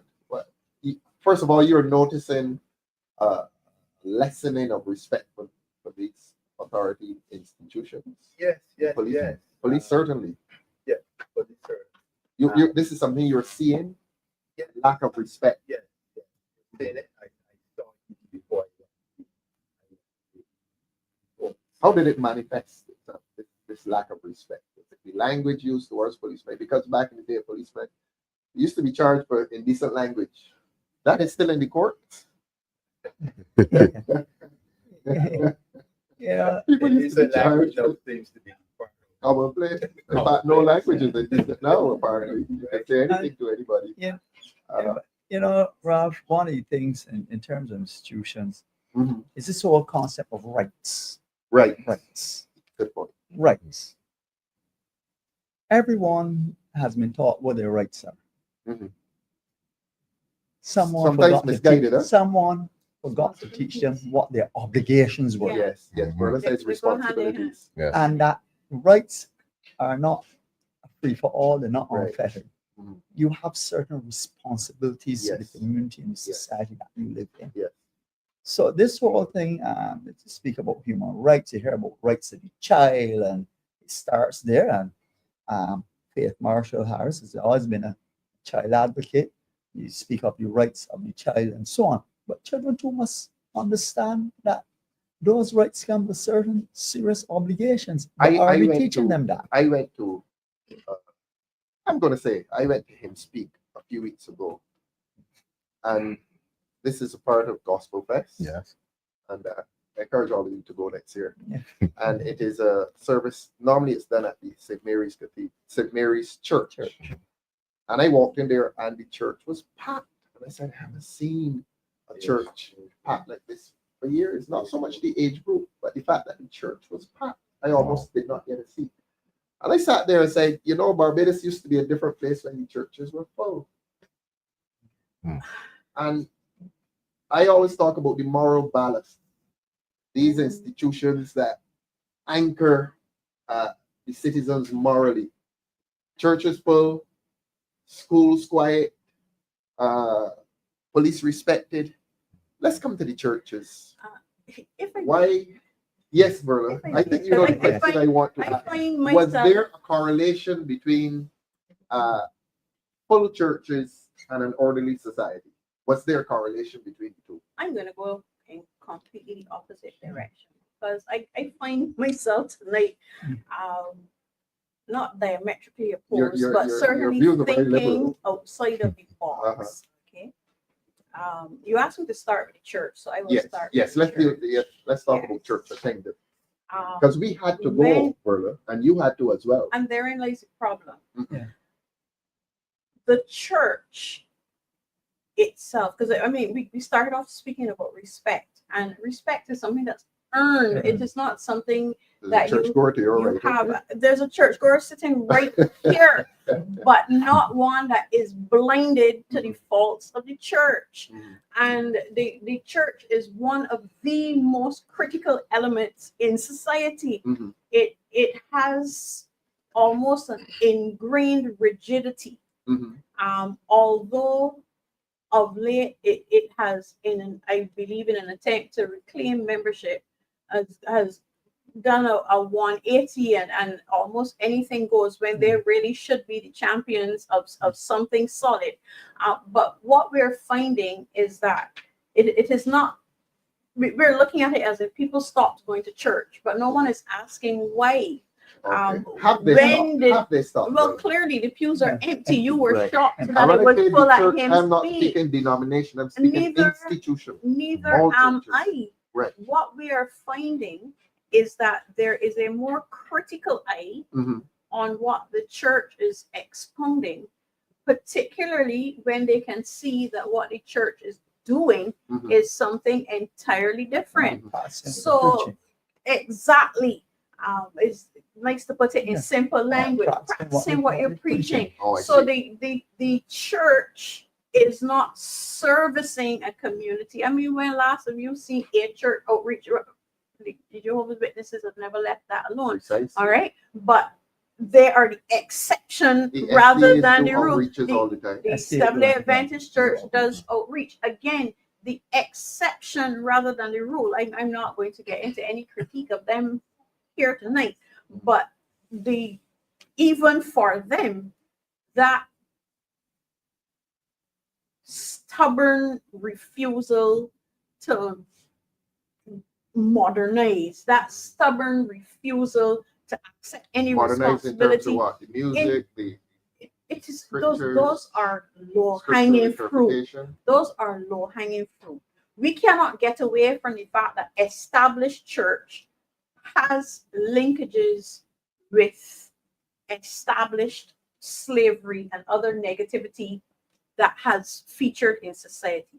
So a more enlightened society is not going to face a church that has not faced up to its past. Except, We have to be very honest about that. Yeah. I feel the same way about schools. We had Okay, before you come to schools, our producer tonight is extremely aggressive and he wants you to read Jethro Gibson. Jethro Gibson says the church is in a passive mode these days and they fail to comment on society ills and offer solutions. That's part of the problem. That's part of the problem. And that is what I mean about They're not relevant in terms of their social commentary. they are an anachronism in modern society. Are you being fair, Verla? Probably you don't hear all not. of the sermons, you know. I am, We really don't hear all of the sermons. and that is fine. But the church also is not hearing the critique that is coming from people, and they're not And you keep acting saying on the it. church. I must because This is an yours. institution, not a denomination. But I haven't spoken about any denomination, Okay, Ralph, just so clear I'm that not with really you. sure why you're leveling that charge at me. I'm not Okay. leveling the charge, I'm clarifying. The church, Mhm, as an institution, mhm. has not moved apace with society. Okay. I just used that one example of its past roots Mhm. in a slave society that we are very determinedly marching away from. Mhm. There are some elements too that follow through, Mhm. but that passivity Mhm. that the comment is Yes, bro, directing bro. to, Mhm. okay, is also a factor where the church's proactivity Mhm. is not evident. So its relevance in dynamic life is not a Is it fair? it may not be fair, but it is a critique. That's the whole point. No, FEAR. Is it fair within the church? FEAR, I think I wouldn't have pegged it at fair. I would have pegged it more at resting back on your laurels. Looking for the congregation that you lost To come to without them changing it. instead I of take you it that's your going basic and point. finding the congregation. Yes. yes. That's going to be a running theme for me because Yeah, that really, okay. for me, is the linchpin that you have to do that outreach. You cannot expect benefits if you are just sitting back. You're not going to get them in a boardroom. You're not going to get them sitting in a pew in church. You're not going to, because the solutions are out there. Your church man, Simon. Yes, I occasionally go to St. Catherine's Church. Sorry, I occasionally go to St. Catherine's Church. I have similar views to what Verla is saying. Yes. Very similar views In terms of relevance. Yeah. But churches have a role to play in the community. We all know that churches have a role to play in the community. Well, they're part of the community. They are. But I truly agree with what Verla said. She could say it A lot of better. people say COVID Yes. disrupted attendances. What's your view? Yes, but I believe that we are back to some normal. And the numbers are not back up. And the numbers are not back up. Why do you think so? Verla explained it well just now. I it all have to do with the individuals too. It's an individual factor. Some people prefer, and churches offer, since COVID, churches offer also online. So you may not see the congregation present in church, Mhm. but there may be an online Online. presence. So when we are measuring in terms of the congregation, we have to look Yes, online too as yes, well. yes, yes. So that's an important Yeah. factor. There's a Christian. You want the public to know that you're a Christian? You don't. Yeah, Well, never been let's hear from a embarrassed. Christian. Among us. Ensley is a very You upstanding. know, when as a boy,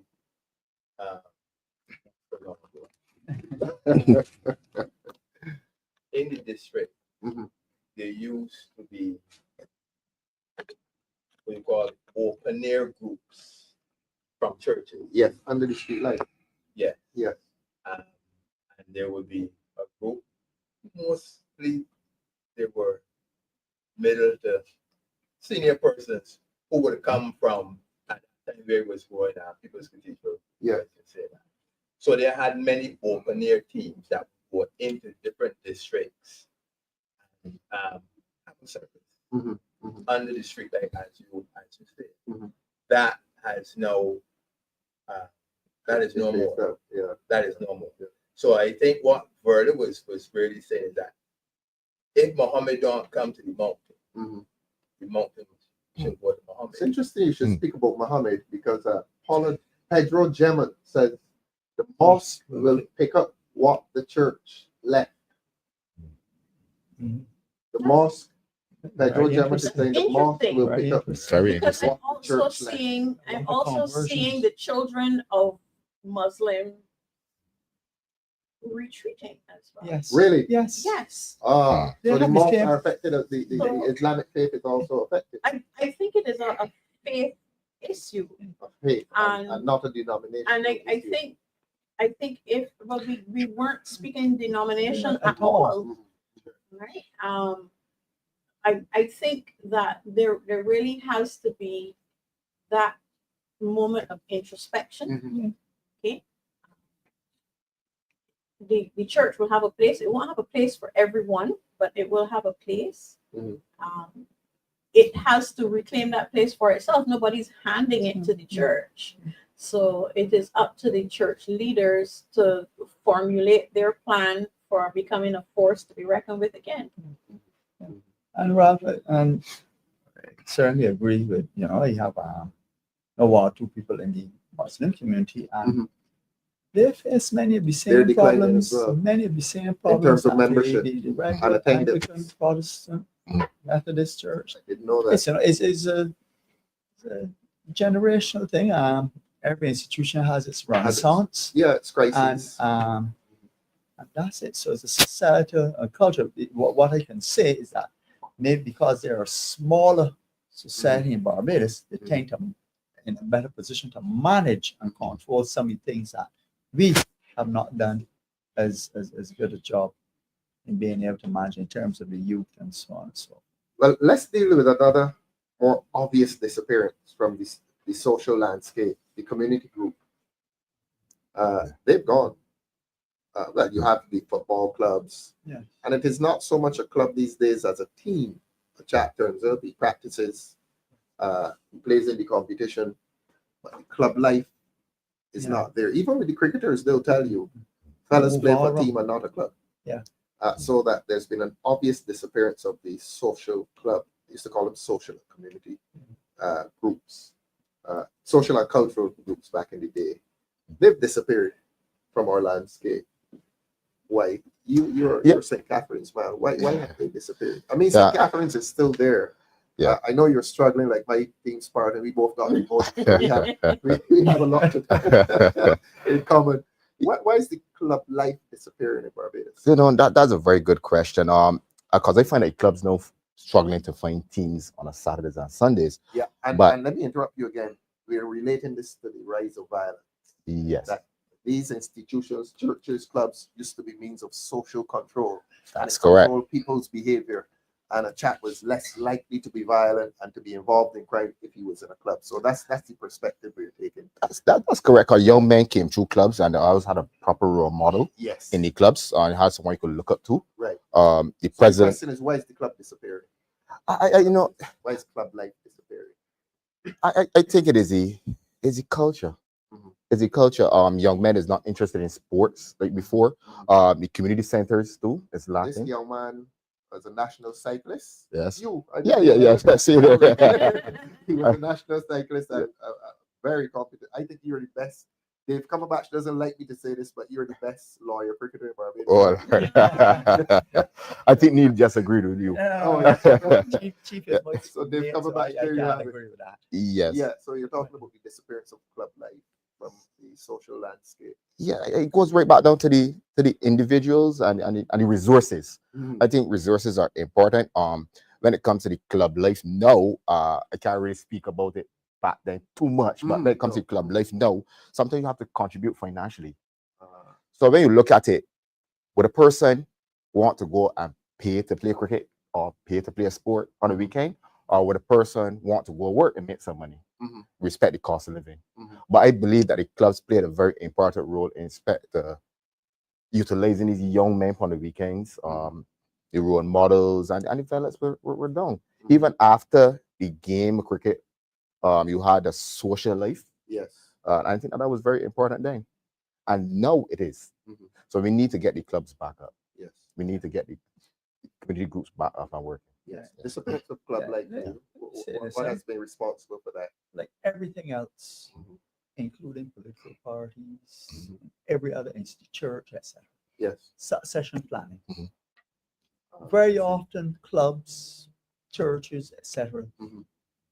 I don't care how many thousands members they have, run on the backs of a handful of people. Yes. All the clubs you can speak of in Barbados, people will tell you who the stalwarts were. Yes. Who ran those clubs The same single-handedly. man who ran the bar on Saturday. Yeah. He prepared the pitch. You see him at And- 5 o'clock rolling the pitch on Saturday morning. He was the club. He was the club. Yes. He was the club. Yes. Yes. Hire And all he these goes, clubs. and that's it. He goes, and you rarely find persons to pick up that mantle. Yes.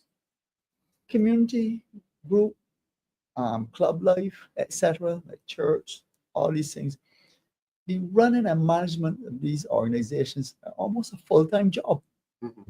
Basically, But a people did full-time it. job. People People dedicated did it. themselves to it. Maybe in a time when life was less burdensome, I can't say. Cost of living. But as I said, the succession planning, if we see it right across Barbados, even the same church, we speak about the decline, the churches and the social groups and so on and so forth. But there never seem to be persons coming up behind those stalwarts and so on. In fact, sometimes they die with the founder and persons might have carried them on and so on. Yes. But succession planning is part of the problem. They say it's not only limited to those things, politics and every such thing. So has you been really affected. do need a renaissance in these things. Ainsley, back in the 1970s, 60s, 70s, we would have had around here 120 BCL clubs. BCL, not even across BCL. Barbados, playing cricket on Saturday afternoons. Food matches. You multiply that by 120 by 11, 12, you have a 12 man. That's a lot of people, a lot of young people. And now I think the BCL may be down to about 12 clubs. So there's been the disappearance of hundreds of young men who would have been playing cricket on Saturday afternoons between 12 and 6. Certainly they would have been at the club for 6 hours on Saturday afternoon. The nursery. And again, an agency of social control, an activity for young men. Where are those young men now on Saturday afternoons? Where are the young men who otherwise would have been or should have been playing cricket between 12 and 6 every Saturday afternoon? Where are they? Yes, where are they? You were a police officer, you were a prosecutor, you're now an attorney at law. Can we ask you, where are those young men? They have an iPad. What are they doing on Saturday afternoons?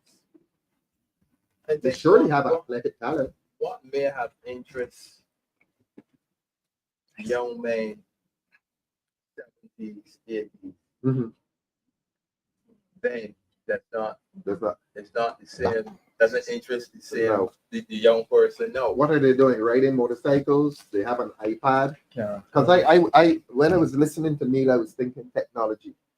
We're losing a lot of sports. Sporting endeavors are losing their membership to technology, Verla.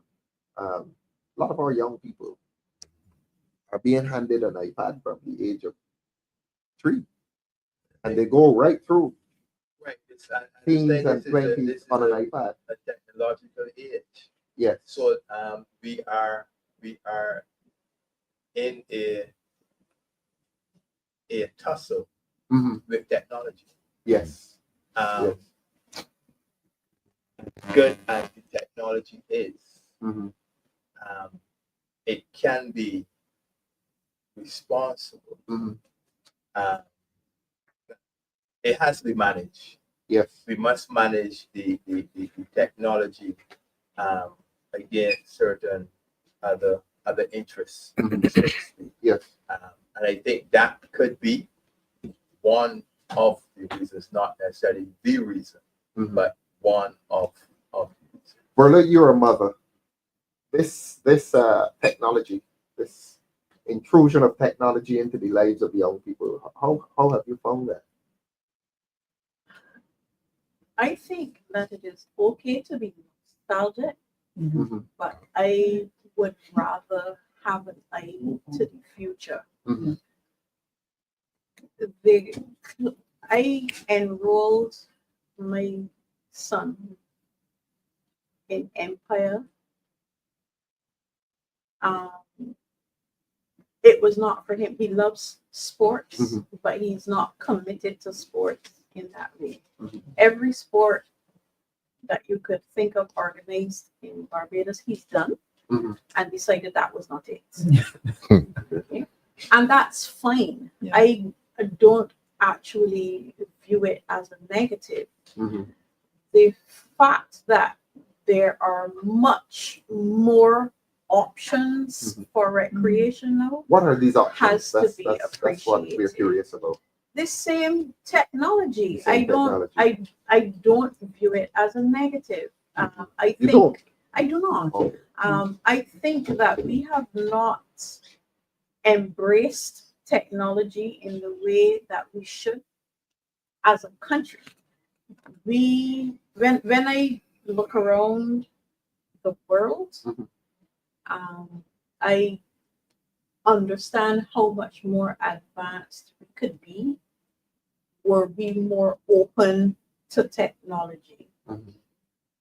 There are very, very many more opportunities for our young people outside of sport. Mhm. And we have to be realistic about it. Playing club sport only carries you so far. Mhm. And it was, you could have 120 clubs at a time when nobody had a TV. Yeah. Really, Yeah. you know, the retribution Mhm. was It's badges great. were not Yeah. exactly okay. The search for pastime Mhm. only took you so far Yes. in the 60s and the 70s. With technology, our young people have pastimes. They may not be the ones that we remember fondly, Familiar with it all. Mhm. okay? But the fact that a preteen gamer earned $1 million, I think it was last year, Mhm. okay, cannot be scoffed at, Yes. okay? So there is scope for technology Absolutely. and success. There's scope for doing traditional things in a new way as well. And there will always be sport. The Mhm. fact that less people are playing with it does not mean that it doesn't still have a role. We need it. Start some IT clubs, Mhm. okay? Let me say this to Roblox. you. I mean, when if I may, Sims and Roblox are for the architects of the future. Mhm. You know, we have to be very mindful of the almost endless possibilities Mhm. that technology technology, presents Yes. Yes. and embrace them. Mhm. Okay? Okay. Fine. I think it is fine to be nostalgic, Mhm. but you can't be looking back and Okay. expecting progress. Let me tell you a story. On I think it was Sunday. I was in my car. I listened to the radio a lot in my car. I was listening to BBC. I think it was BBC, and they broadcast. Maybe Saturday or Sunday. One of the European leagues, the Diamond League, I think they call it. And I heard Julian Alfred, that's the name of the St. Lucia lady. Yes. And she won the 100, and she did it, I think, in the fastest time. This year, 10.7 something or yeah. She's doing well. Yeah, and I felt jealous. I really did feel jealous for her. Right next door, we still want there to be space. Okay, producer is so aggressive today. He wants me to read from somebody. But we are doing a program on sports and national development this week. And, Simon will be here.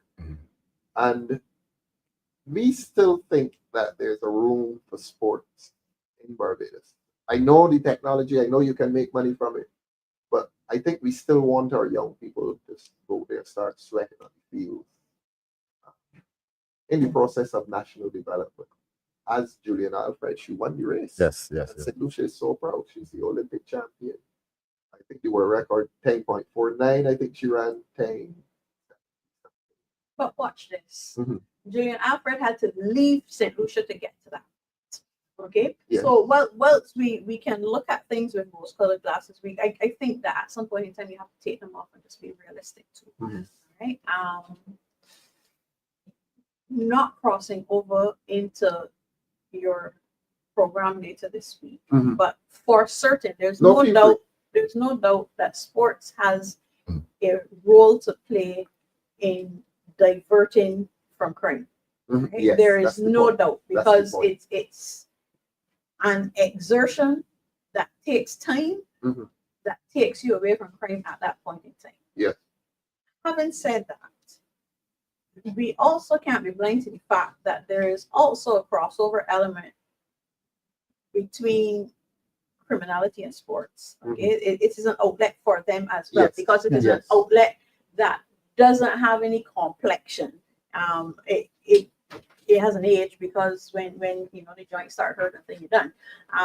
But we can't presuppose that there's only one way to do it. So there are going to be some who are into sports And and some they who are are not. to be supported. Yes. And there are going to be others who are not into sports, and it is for us to find what their niche is and support that. Yes. Okay.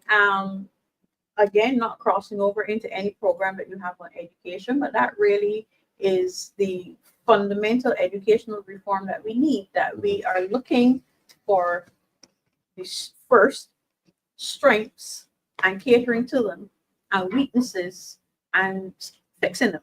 Yes.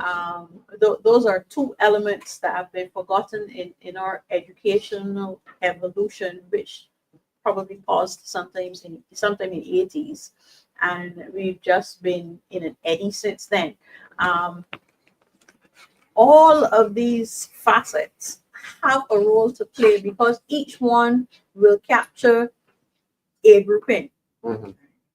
and that is important, but it is not to negate any other outlet that a young person may have.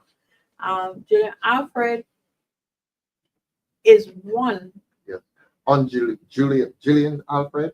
Julian. Thanks, Lemuel. Lemuel is telling us she ran 10.75. Thanks very much, Lemuel, to one of our frequent Yeah. viewers. Yeah, sorry, Verla. She'll do well. We don't have the facilities here, Mhm. and And we should have had them, all of our athletes who have excelled Mhm. left here to do that. Mhm. All, even without the tearing down of the stadium. How long were we without that stadium? Anybody remembers? It's been gone so long, I forgot. It has to be close to 10 years. Yes, about 10 years. 10 years. Mhm. And certainly 7 without it. I remember Probably 2 to 3 Olympics. Really? certainly in the 2000s, it existed. Pardon me, I'm pegging it by You mean the stadium? the stadium. Yeah, with sports happening there. It's been a while. The track had certainly been spent, it was upmarked, Mhm. which will happen over time, especially when you don't maintain things. Mhm. And getting a new stadium is important, but it will be a white elephant if we don't get the new programs. Mhm. I'm not going to mash the corns because I know that we have that in-house expertise with Dr. Marie Yes, Armstrong. yes. All right. So I would just make that bold statement tonight. I am Mhm. sure she can wax lyrical Oh, she on can, it. yes. Right. And she should be listened to in Mhm. relation to that. Mhm. We're going to have to be very flexible when we are addressing our minds to solutions to crime and violence. Mhm. And all that we've been discussing tonight, all of those Mhm. are legitimate ways of addressing it. Yes, yes. I let us come. We've discussed the various social agencies that control and influence the lives of young people. I want to come to the police, the relationship between the society and the police. Are we happy with that relationship? Neil, I said earlier that and you and I said it almost Mhm. simultaneously, when the policeman on the horse rode down through the village, Yeah. everybody Scatter. ran inside. Uh, Probably you don't want that kind of relationship No. of fear, but you want a relationship of respect. Of respect. Are you happy that we are respecting the police, that the police officers are respected within the Verla society? made the point Mhm. very bluntly Yes. earlier. Yes, Respect has to be earned. has to be It it. is not a one-way street. Mhm. Mhm. And you have now a more liberal society, a more informed society, who are aware of the various rights and so on and so forth. So what obtained in policing years ago Mhm. will not obtain today. They said people know their rights, they don't necessarily know And their different obligations, norms, I suppose. different norms and so on. And one of the complaints often the police are that police want to be respected, but that they show no respect to Mhm. the general public. Mhm. Now, I don't expect the police to be treat everyone like Sunday school boys. Mhm. You're dealing with some rough elements up there. But that, apart from respect, the trust also and confidentiality Mhm. that persons expect of the police Mhm. is a very worrisome thing, as particularly when it comes to fighting crime Mhm. in Barbados. But when the police officer tells you, look, I'm dealing with a more violent society, so my attitude must change as well. My approach must change. If he tells you that, what do you say? in Yeah, but you're response? dealing with a more violent society, but does it mean that you too have to become more violent? That's the His point approach, that his approach I may don't have to know. change, mate. No? Verla can correct me, but she was saying is that sometimes you don't necessarily need to meet head on Mhm. these things with the same type of behavior. Mhm. At the end of the day, you want to be a friend of the police, and you want the police to be your friend. I mean, Mhm. there's a relationship which the society cannot survive without. Mhm. But when persons are concerned that they want to play a role in assisting police in fighting crime and identifying perpetrators and so on and so forth, but they now have to be in fear because they're not satisfied that their input or their information is treated with the level of confidentiality that it ought to be. Mhm. And also, this society is now one of retribution Mhm. as well, Mhm. and that they too now will become a victim thing. They said the children now use the word as a snitch, Mhm. and that is one of the most vile words in their Yes. dictionary. Yes. That you can have the audacity Mhm. to seek to assist or to, And it attracts punishment, severe of punishment. course, among severe young people. punishment. I mean, in the worst form. Yes. So, yes, the police, they say that respect has to be earned. The other point is this: is that the powers that be, and I'm saying, say bluntly, the government, Mhm. the state must never be seen. One, first, must allow police, Mhm. leave policing to police. Mhm. That Yes. is Yes. that's the thing. That Yes. and So a government can taint the police of by course, involving itself. by involving itself, and persons who don't mean well for the society can become emboldened Mhm. Mhm. by the positions that politicians, we use the term politicians and government Mhm. state as Yes. it relates to the work of the police and so on. This is not giving the police a license to run roughshod over his rights, but you know, we always advise our clients in any respect, comply and then complain. Mhm. You know, that's one of our things. You come to us, you need to find yourself a good lawyer. Mhm. And those simple bits of advice will go a long way Mhm. in not only um, having persons who think that they can rely on politicians to for some sort of favor or to get a blow in relation to law and order. It also sends a message to the police Mhm. that you are not prepared to compromise Mhm.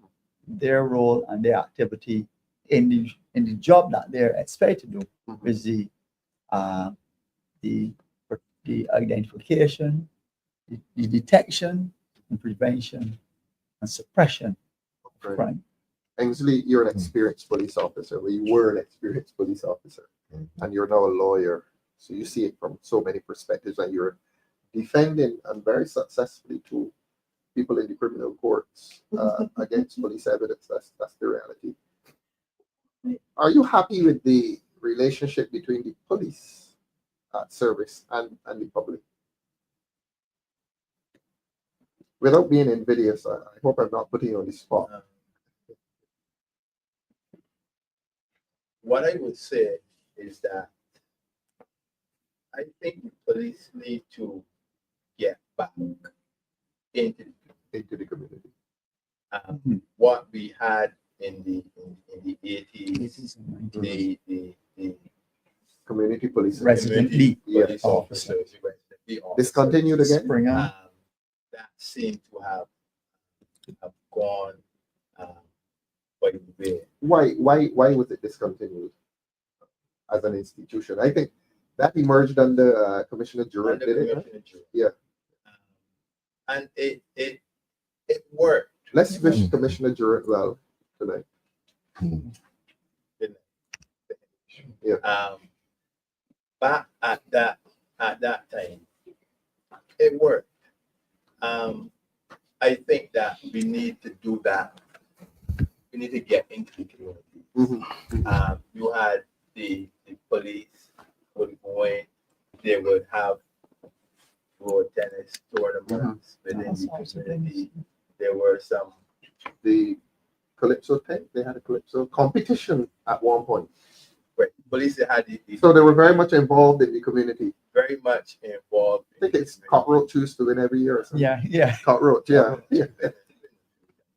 And then let Verla know this, that police was at its height when they were winning the first division competition of the Leslie Reefer. Again, hello to Leslie Reefer, the most successful police captain ever. But I would know because I played with Oh, maybe Anthony Oh, Peiza, good fast bowler. Yes. Well, Let me tell you, in the 1980s, when you went to watch cricket at police, man, you saw half the police force out there, and they were powerful. And the police, and that I want to say that was probably the height of the public respect for the police service when they were winning cricket. I think they were playing hockey at some point in time. Football. Basketball, Everything. They were involved in the every community. sport. What's happened, Ainsley? What's happened to the police service? They're not. The community involvement has lessened. I didn't know Anthony was your cousin. Verla. Very good fast bowler, and he's also involved in the BCA administration. Really fine and outstanding citizen. So I think that if the police can reorganize Yes. and get back into the communities, because we are seeing the breakdown Mhm. in the community. Yes.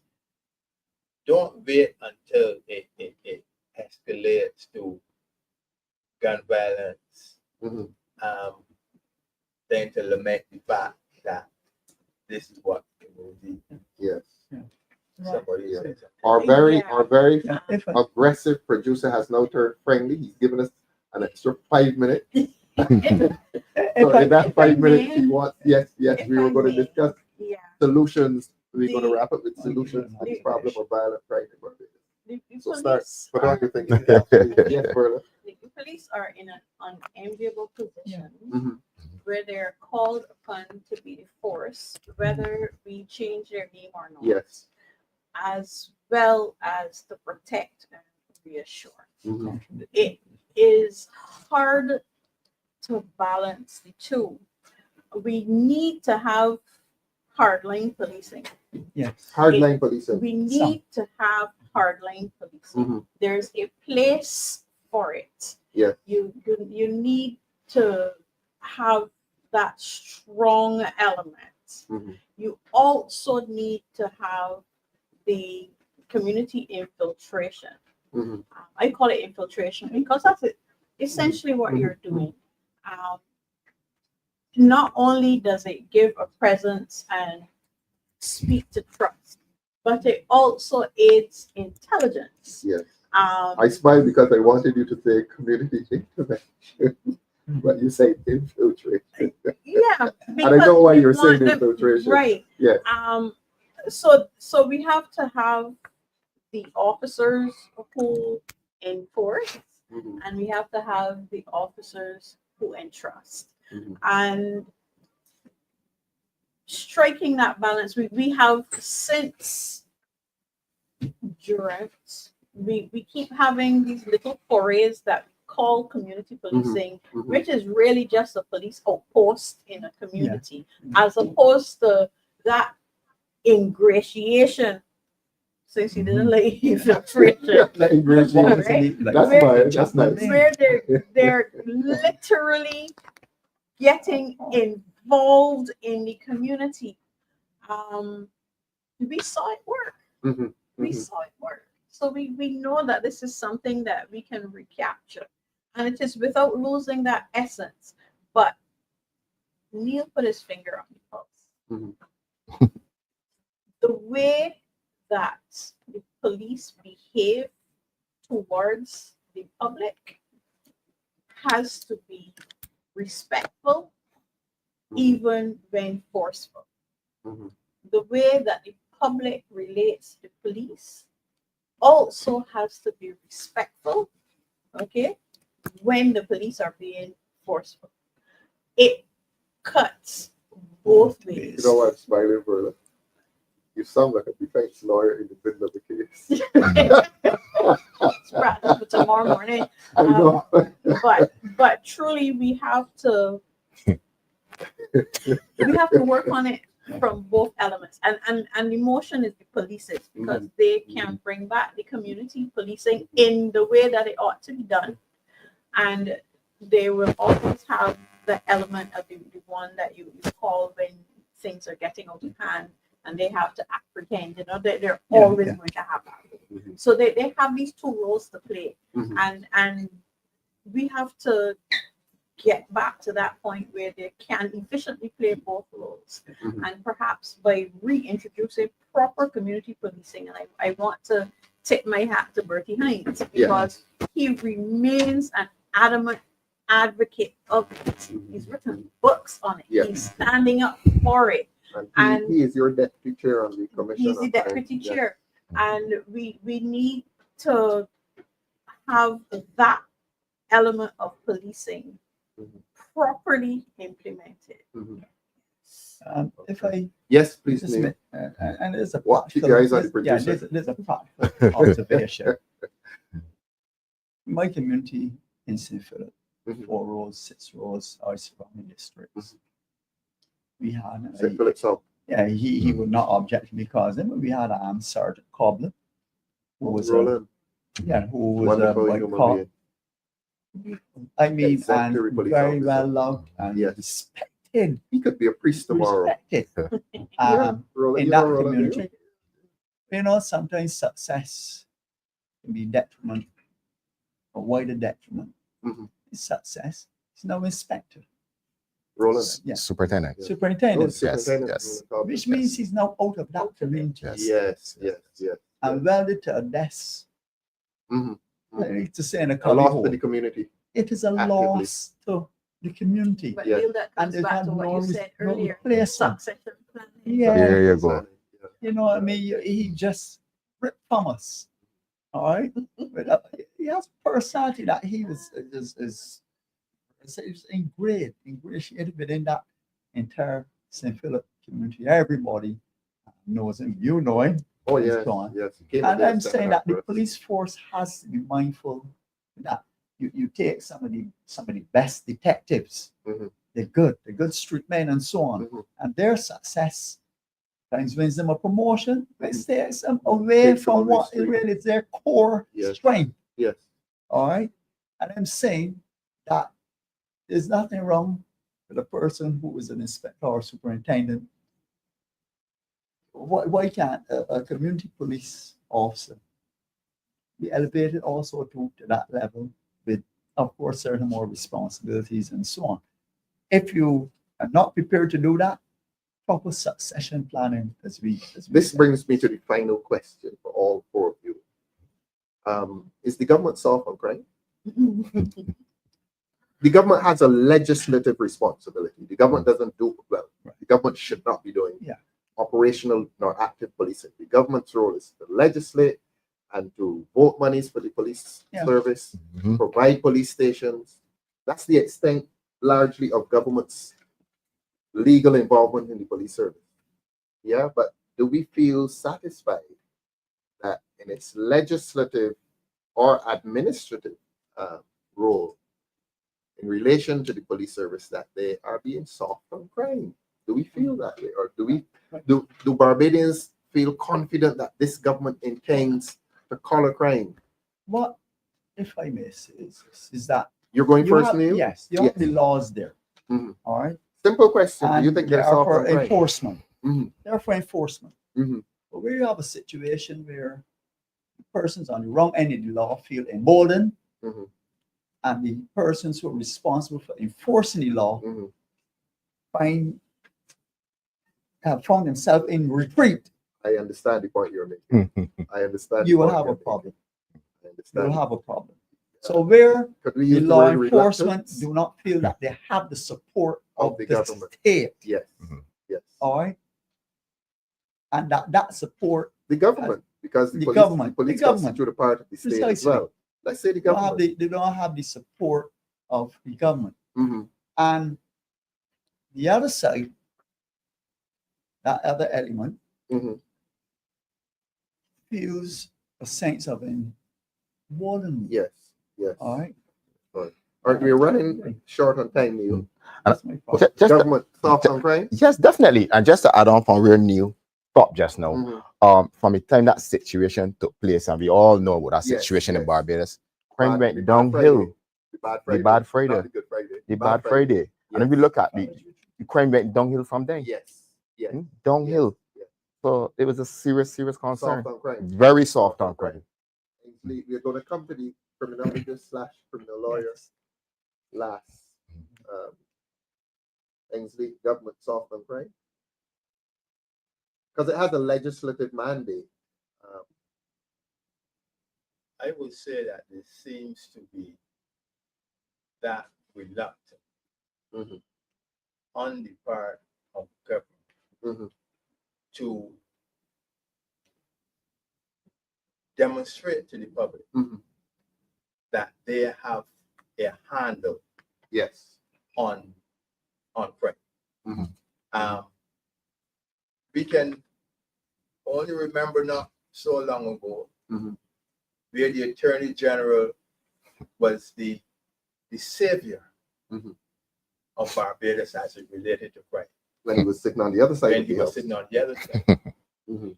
Now he's here Mhm. and wearing the shoe we don't get that Soft shoes on Broad same, Street when he's dancing. right, we don't get that Taking same, selfies. those That's same, robust. yeah, that same speeches with the gusto that was coming. You don't get none. Retreated. He's retreated. So that's why I say they had not demonstrated to the public that we are willing to do something about what is really over. Somebody's encouraging us to talk about this program as an indication Oh, Lord. that the government has embraced certain elements. Verla, I'm going to leave the last word with you. Government soft on crime. You know, I would not say that government is soft on crime. I would say that the government it more operates in a mirage. And the reason why I would go that way is because the counter to them being soft on crime will be to say, oh, but they beefed up the legislation in terms of making it more difficult to get bail, or but they have the sentencing provisionings have increased, you know, and we have all of these low-hanging fruit that they would be able to say kudos to. But the actual things that would address crime are being, I was going to say obfuscated, but I have to stop thinking like that. Okay, it's a mirage. They have all the flurry of activity without any achievement. They, you know, so to answer it baldly, they look like they're doing something, but because we're not seeing and we know that what they're doing is not the correct thing, and I mean, because let's be real, there's absolutely no criminal sitting down there doing the mathematics on how long it will take him to get bail. All right, there's none of them sitting down there contemplating, you know, length of sentence until they're in the moment. Okay, right. So that is not within their contemplation at the point in time of committing crime. So you are not actually addressing the issue. You're addressing what people think is the issue. So that's the mirage for me. They look like they're doing something. But the very fact of the statistics tells us that they're not doing the right thing and they're not addressing the issue. And that is why I call it a mirage. Related before you. Yes, before please. you- Yes, yes. I just Feel free. want to say to the viewers that the Democratic Labour Party and the Friends of DLP Association New York will be hosting a town hall meeting at the St. Albans Church, 9404 Farragut Road, Brooklyn, New York. And that will be on Sunday, the 13th of July, next month. And that the address will be by none other than the Honorable Ralph Thorne, PhD, MP. I think you should know him. Leader of the opposition and political leader of the Democratic Labour Party. So I just want to invite those of you here in Barbados who may want to take a trip to New York around that time, and those in New York and the diaspora who may wish to take a trip down to the St. Albans Church to come on down. I'm expected to be there, so it would be good if I can get to see a lot more of you. So you sounded like the price is right. Come on down. Barbados Festival Day on the 12th. And the Barbados Festival Day will be on the 12th of July at the Canarsie Cricket Ground also in Brooklyn. Well, tell the New Yorkers we're all going to be there, all 5 of us on this panel. Yes, Verla, you're going to be there. On the 12th I just learned that. of July, 12th and 13th of July. And this panel is coming back because tonight we were very academic. And the government may have felt spared. Next time this panel comes back, we're going to be talking about the government's involvement within the criminal justice system. We're going to be talking about the government's relationship with crime, whether it is too soft on crime. We've ended by saying, I like Verla's statement, it's been a mirage. And the others say that the government is soft on crime. I was tempted to ask them why they think so. Perhaps next time we'll answer that question. But we've had an excellent evening. Thanks, Neil. Thanks, Simon. Thanks, Verla. Thanks, Ensley. This is the Democratic Labour Party at its very best. We'll be back on Thursday to discuss sports and its relationship to national development. Good night. God bless you. Good night, everyone.